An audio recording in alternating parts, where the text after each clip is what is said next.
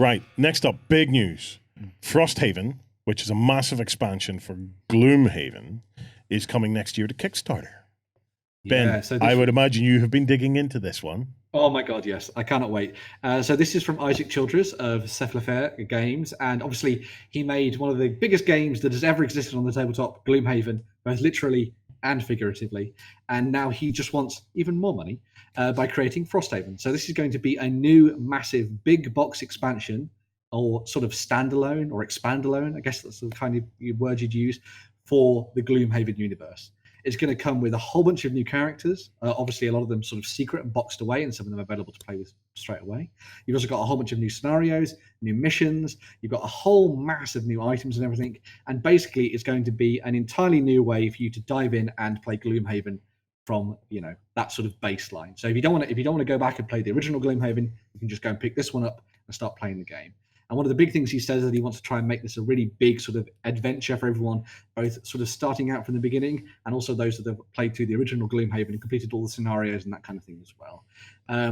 We're going to hopefully learn a little bit more about the game because PAX Unplugged is happening this weekend and he's doing a big panel there. So hopefully next week we'll be able to talk a little bit more about the different characters and kind of what he has planned for it. Because one of the big focuses is he's going up into the sort of northern areas of the world that he's created, and he's going to be telling an entirely new story.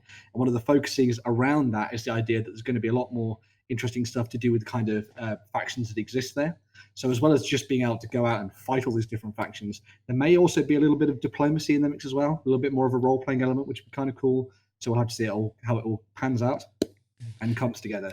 And obviously, this is Isaac Childress. He makes amazing games, and I'm sure this is going to be just as good. So, quick question, Ben. Is there not meant to be like years upon years worth of content in the original Gloomhaven box? There is, yes. There is years upon years, and you can go back and play through all the different scenarios again. So. Yeah, I would love to know if anyone has actually made it through every single scenario yet.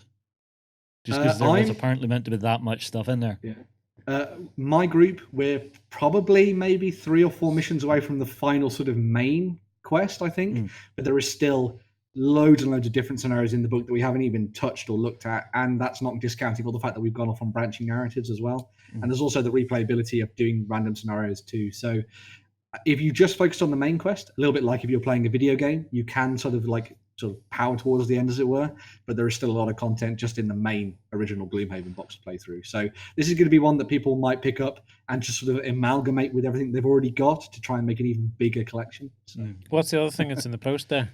Jaws of the Lion. Yeah, so the other thing is an update on the game's sort of like more mass market appeal version of Gloomhaven. So this is one that he's going to have at a lower price point. So the price point for Gloomhaven is pretty high. It's somewhere around £90 to £100. But if you're going to be picking up Jaws of the Lion, it's going to be coming in around the sort of £30, £40, $50-ish mark. And it will come with a whole new set of heroes for you to play with, and also a slightly more cut down and focused scenario and narrative for you to play as well. So if you don't have the money to spend on the larger version of Gloomhaven, you can kind of get in and enjoy exactly the same mechanics and exactly the same kind of world building experience with Jaws of the Lion, which will be coming out, I think it's sort of like mid next year, which is pretty cool. So yeah. Cool. Is the purchase decision really just price, or is it easier to play Jaws of the Lion? Or one of the big focuses I think for the Jaws of the Lion one is, as I was saying, I think it's that slightly more streamlined narrative.